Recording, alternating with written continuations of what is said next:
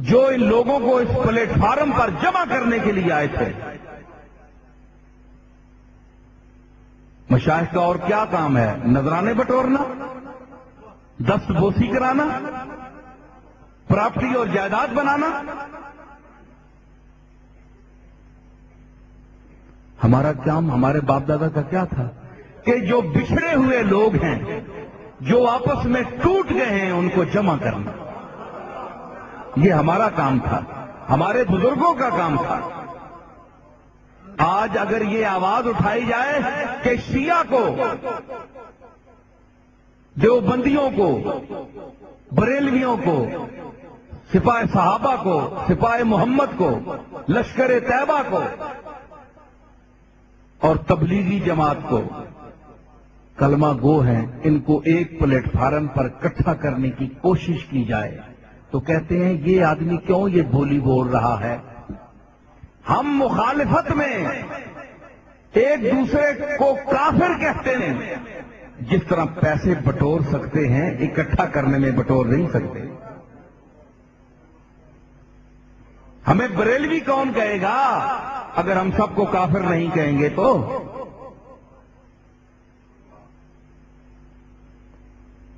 یہ اپنی روٹیاں سیدھی کرنے کے لیے، صرف پیسہ کمانے کے لیے۔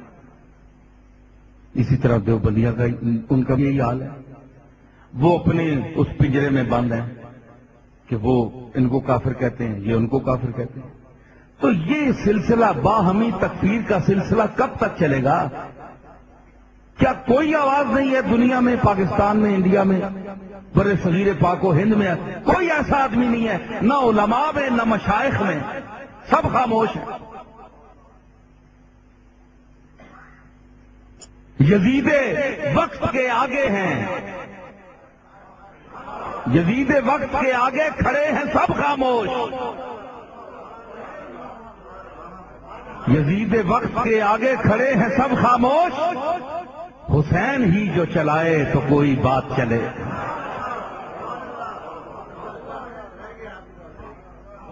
اب حسین یا اس کا غلام ہو کوئی تو وہ بات چلائے تو بات چلتی ہے، ورنہ اس یزید وقت کے سامنے تو سب خاموش ہیں، سب بے غیرت بنے ہوئے ہیں، بے غیرتی کی روٹیاں کھا رہے ہیں سب۔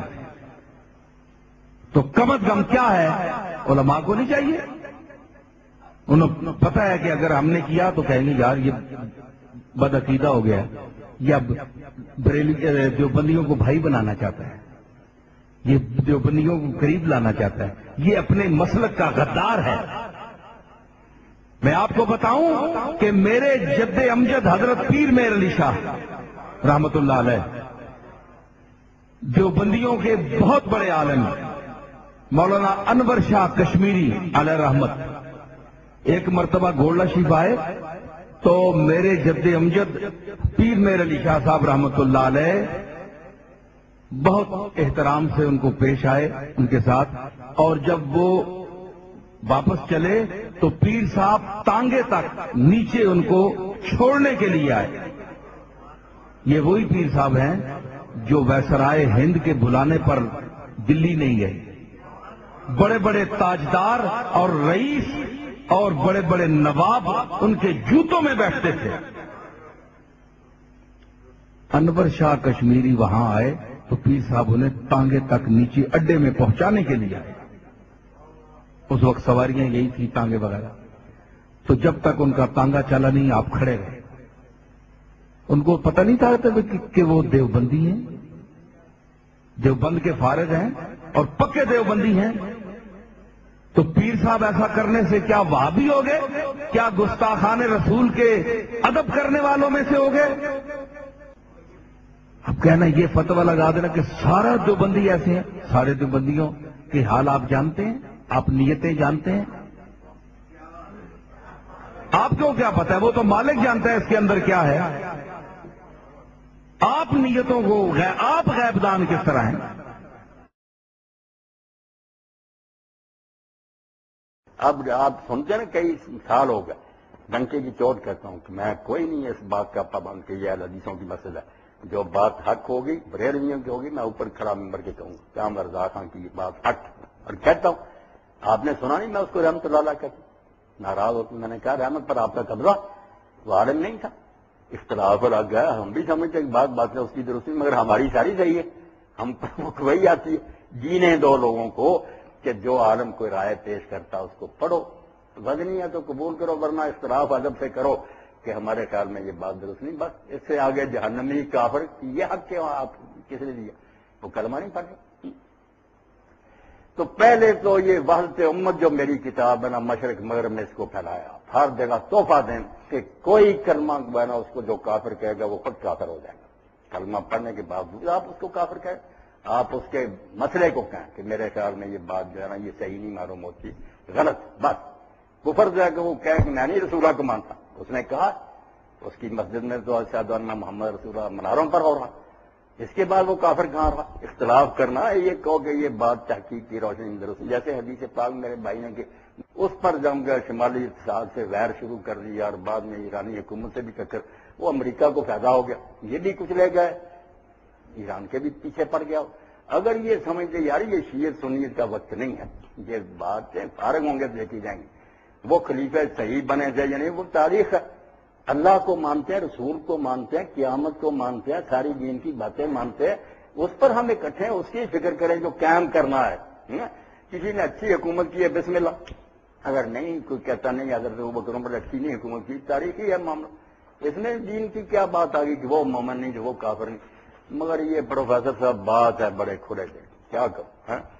میری تو چونکہ عمر گزر گئی، میں قادیانیوں کا بھی سب ان کے ربا میں جا کے سب کچھ میں نے پڑھا، جانتا ہوں، میں ان مولویوں کی طرح نہیں کہ جانتے کچھ بھی نہیں تبصرے کرتے رہے، جانتا ہوں کیا گمراہی ہے اور باقی باتیں کیا صحیح، پرویز کا بھی پڑھتے نہیں، کیا جیسے پرویز غلام ہے ایسا تھا، جب کہتا ہوں کوئی کتاب دیکھی ہے، نہیں مولوی کہتے ہیں وہ کافر، کرنے کی بات ہے کیا، پڑھو، کچھ غلطی ہوگی وہ بھی آپ اعلیٰ وجل بصیرت پروفیسر صاحب بات ہونی چاہیے، جو کہیں پیچھے روشنی ہونی چاہیے کہ یہ ہے دلیل بیس کی، باقی کافر وغیرہ کی باتوں میں نہ الجھیں۔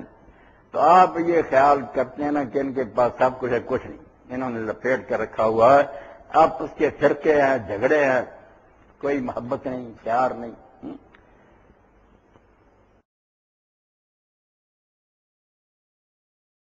اس لیے ہم وہ لوگ ہیں کہ جو ہمارا تعلق ہم صرف ادب، عشق، محبت، اطاعت اور نیکی دیکھتے ہیں، یہ اگر وابیوں میں ہے تو ان کے ساتھ ہو جاؤ، بریلویوں میں ہے تو ان کے ساتھ ہو جاؤ، جماعت اسلامی کے پاس ہے تو ان کے ساتھ ہو جاؤ، جو رسول اللہ کے عشق کی زنجیر کا قیدی ہے وہ کوئی بھی ہو، بغیر مرزائی کے چونکہ وہ کافر ہے، ان کے ساتھ ہو جاؤ۔ نئی بات سمجھو گے نہیں؟ یہ میں ایسا باریک مسئلہ بیان کر چکا ہوں کہ سارے اپنی اپنی جگہ کان پکڑ کے بیٹھیں گے۔ ایک میں میری بات یاد رکھو، میں کوئی قائل نہیں ہوں، بریلوی، وہابی، دیوبندی، شیعہ، سنی، یہ وہ، میں کسی کا قائل نہیں ہوں۔ آپ حیران ہوں گے، میں اپنی بات کرتا ہوں، آپ کی بات تھوڑی کرتا ہوں، میں قائل ہی نہیں ہوں، یہ بریلوی ہے، یہ کون ہے، یہ دیوبندی ہے، یہ کون ہے، یہ اہل حدیث ہے، یہ کون ہے، یہ 8 پڑھنے والا، اور تو کون ہے، میں 20 پڑھنے والا، تو کتنا پڑھنے، میں 35 پڑھنے والا، ہوتے رہو، مجھے کسی سے کوئی تعلق نہیں، نہ میں مانتا ہوں، میں صرف اسی کو مانتا ہوں جس کو ہاتھ لگاؤ تو کمپنی والے کا عشق بولے۔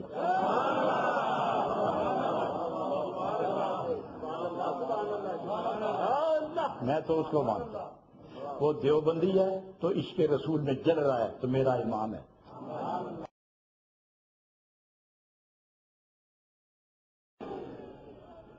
این کرو نا تھوڑا میں تمہیں گل سکھاواں، اہل سنت جڑے بھائی بیٹھے ہو ذرا ہاتھ کھڑے کرو، اہل سنت ہاتھ تھلے کرو، جڑے عام رواج سنی کہلاندے میری مراد ہے، تسی نعرہ لاؤ نعرہ حیدری، اہل سنت لگاؤ نعرہ، آخو یا علی، پھر آخو نعرہ حیدری، پھر آخو نعرہ حیدری۔ ہوں تسی چپ رہے، ہوں جڑے شیعہ بھائی بیٹھے ہیں اہل تشیع، وہ ہاتھ کھڑا کریں، اونچے کرو ہاتھ کھڑے اچو، شاباش، اہل تشیع بھائی ہاتھ کھڑے کریں۔ ہوں تواڈے واسطے سنو، ہوں تسی ہوں صحابہ کرام دا جنہاں نے اہل بیت کی شان بیان کی تھی جی، ہوں تسی نعرہ لاؤ نعرہ صدیقی، تسی آکو حضرت صدیق اکبر زندہ باد، नाराए सिद्दीकी, आखो या सिद्दीक अकबर, आखो या सिद्दीक, नाराए फारूकी या फारूक आजम, नाराए उस्मानी या उस्मान गनी। इस तरह करो, मिल के आपस शीर और शकर हो जाओ, हिक हो जाओ। और जेड़ा दो करने वास्ते आवे ना उसनू दो कर दियो। जेड़ा मुल्ला मलवाना कोई दो करने वास्ते आवे ना, दो उसनू दो करते वापस भेजो। फिरका बंदी है कहीं और कहीं जाते हैं, क्या जमाने में पनपने की यही बात है। तफर्रक़ू के लफ्ज़ पर तवज्जो कर लीजिए।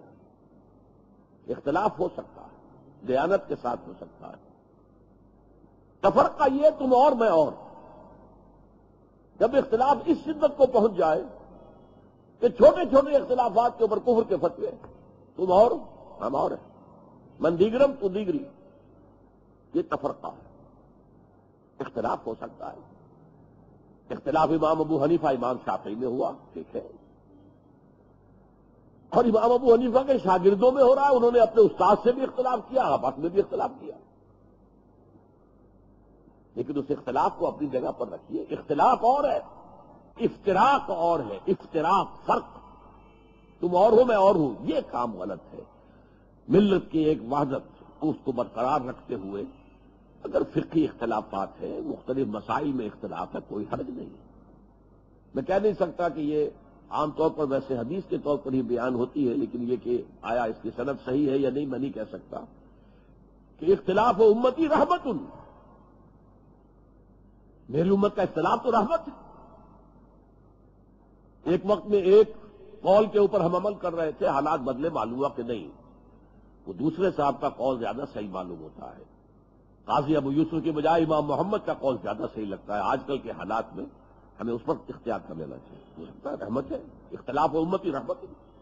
लिहाजा इख्तिलाफ जो है, ला यज़ालून मुख्तलिफीन वलिज़ालिका खलक़हुम, ये लोग इख्तिलाफ तो करेंगे और इसीलिए अल्लाह ने उन्हें पैदा किया है। दो भाइयों की शक्लें नहीं मिलती हैं, इख्तिलाफ है, गुनागुनी है, मोनोटनी नहीं है। मोनोटनी तो इंसान को बोर कर देती है। तो इख्तिलाफ और शय है, लेकिन जो इख्तिलाफ इफ्तिराक का सबब बन जाए वो है असल में कि जो फिर उम्मत की जड़ों को गोया कि उसके ऊपर टेशा बनकर गिरने वाली शय करना चाहिए। सर आप कह थे कि इख्तिलाफात जो होते हैं वो इल्म की तरक्की के लिए जरूरी, मतलब कि उसके लिए नेमत है। तो सर अगर ये इख्तिलाफात रहेंगे तो हम तो जो इनके लोग होंगे सर वो तो दो ग्रोहों में बट जाएंगे, और ये इवन के अपने आप को एक दूसरे को मारने की भी कोशिश करेंगे कि इख्तिलाफात आ जाएंगे। तो किस तरह हम कह सकते हैं कि इल्म की तरक्की के लिए इख्तिलाफात लाजमी और जबकि जाने जाती है। ये तो दूसरा पहलू है कि इंसान इख्तिलाफ को मुखालफत बना लेता है, इसकी वजह जहालत है। अगर आप लोगों की इल्मी तरबियत करें तो वो इत्मीनान के साथ इख्तिलाफ भी करेंगे और खुशदिली के साथ एक दूसरे की इज्जत भी करेंगे। तो ये नेमत ना इख्तिलाफात से हमेशा दो के दरमियान कुछ मिसअंडरस्टैंडिंग्स पैदा होती हैं। नहीं, ये इख्तिलाफात तो कभी नहीं होती, ये इंसान के रवैये से होती है। यानी मैं इख्तिलाफ करता हूँ, मैं अपने वालिद से इख्तिलाफ करता हूँ, वो एक सूफी बुजुर्ग थे, मैं अपने असातिज़ा से इख्तिलाफ करता हूँ, मेरे जलीलुल कदर उस्ताद मौलाना अमीन हसन इस्लाही चंद बड़े उलमा में से थे, मैं उनसे इख्तिलाफ करता हूँ, इससे कोई क़यामत नहीं आती। मैं उनकी इज्जत भी बेपना करता हूँ, उनका एहतराम भी बेपना करता हूँ, उनकी जूती उठाने को अपने लिए सादत समझता हूँ, लेकिन पूरी कुव्वत से इख्तिलाफ करता हूँ, इसलिए कि मुझे दलील की बुनियाद पर इत्तेफाक भी करना है, इख्तिलाफ भी करना है। आप अपने अंदर ये रवैया क्यों नहीं पैदा करते? म्यूचुअल रिस्पेक्ट के साथ इख्तिलाफ करें, बाहमी एहतराम के साथ इख्तिलाफ करें। माफ कीजिएगा, ये जो हमारे यहाँ इस तरह के रवैये जिनकी आप मिसाल देते हैं, ये इल्म या इल्मी इख्तिलाफ ने पैदा नहीं किए, ये जहालत ने पैदा किए। और जहालत एक और चीज है जिसका कला कमा करने की जिद्दोजहद हमको करनी